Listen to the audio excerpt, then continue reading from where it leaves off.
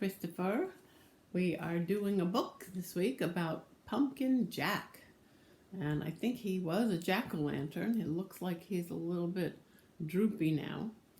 Before I read the book, I want to show you my pumpkin. It's very small. I have a bigger one, but I decided I'd make the small one to show you. If I can get the top off. Here we go. I cut the top.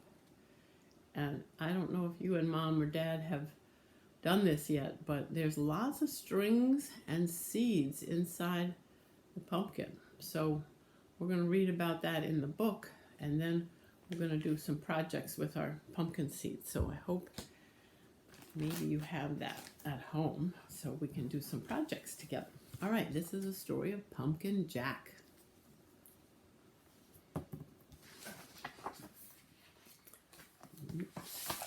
Pumpkin Jack, let me turn this a little bit sideways, there we go. Pumpkin Jack, written and illustrated by Will Hubble. And there's the jack-o'-lantern shining in his window. When Tim carved his first pumpkin, there's a lot of light on here, but it's kind of shiny today. It was fierce and funny and just perfect. A jack-o'-lantern, this deserves a good name. So Tim gave it the name Jack. And he's drawing the shapes for the carving out the face of the jack-o'-lantern. Let's see if I can turn this over here so it's not so shiny. The sun is shining right on my book. There he is in bed. Long after the best trick-or-treat candy was eaten, Tim still kept Jack. And when a candle made Jack's face dance on the wall and filled the dark with pumpkin smells, Tim felt Jack was almost magic.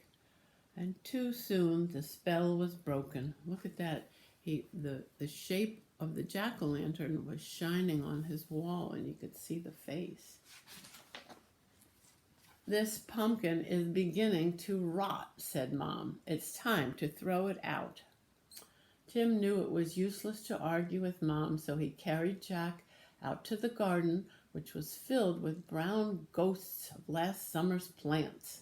A dead garden is better than a trash can, thought Tim. So it still made him sad to leave Jack outside and all alone. But he put him in the garden with all the rotting plants.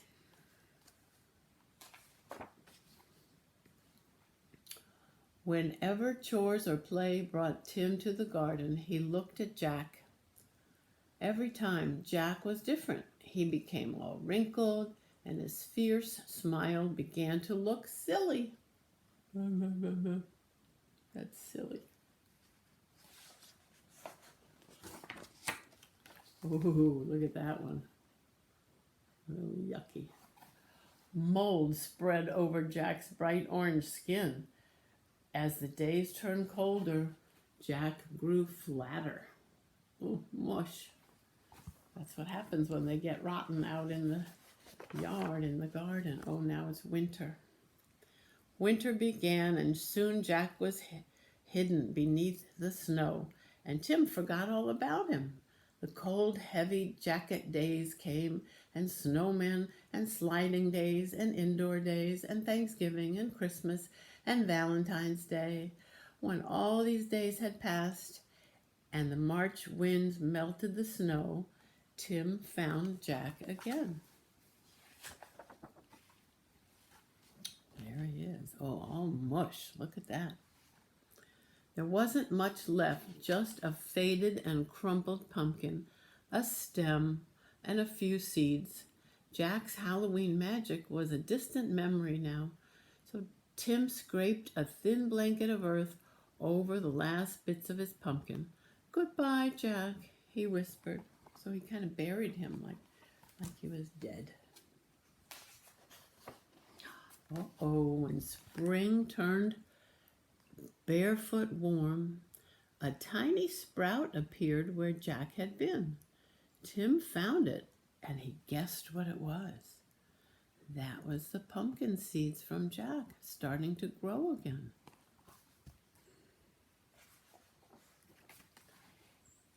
In the days that followed, Tim weeded and watered and watched the sprout. Slowly and steadily, the plant changed and grew.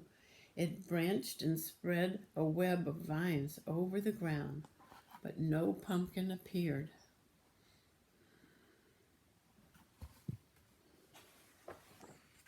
Oh, look at that. That's called a pumpkin flower. The days turned hot in the summer and flowers opened on the plant each morning. Yellow stars that twisted shut forever in the afternoon. Still, there were no pumpkins.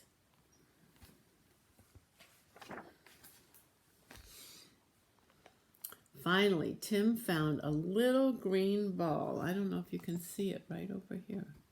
A little green ball growing behind a crumpled blossom. Oh, I see another big one over here. You see that one? There it is, yep. A pumpkin! Tim let out a whoop and ran to his mom to show his mom. By August, the plant had spilled onto the lawn. Tim's favorite game became pumpkin hunting. He carefully waded among the leaves, searching for green pumpkins like hidden treasures. So there's a bigger one right there, and there's a little one starting to grow. Everywhere there was a flower, there's a new pumpkin. And then it was fall, and school began, and the days got cool again, and Tim had less time to visit the garden. But when he did, the pumpkin plant seemed kind of tired. There were few new leaves, and the old ones no longer hid the fat green pumpkin. Then one October morning, Tim woke up to see frost covering the garden. The frozen plants seemed changed to pale blue glass. Oh, that's beautiful, but look how big that pumpkin is now, right? Oops, and I see a little bit of orange starting to grow. After school, Tim discovered what the frost had done. The pumpkin plant's leaves were as limp as paper, and the leaves were dying. Tim searched among the withered leaves for the unripe pumpkins, and he picked them and put them on the front porch, hoping for one more change. You see, they were green with a little bit of orange, and then they're going to turn all orange. By Halloween, the pumpkins had ripened to bright orange. There were many, for the plant had been generous. Tim was generous too. He gave away all the pumpkins, but he kept one for himself. He gave them to all his friends. Look at that, isn't that nice? They were so excited.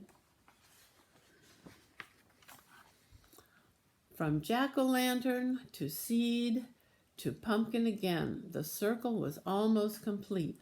Now it was time for Tim to do his part. He gave his pumpkin a face, he carved it, and it smiled back at him with fierce and funny smile. Tim smiled too, and he said, "Welcome back, Jack." The end. Well, that's what you could do with your carved pumpkin.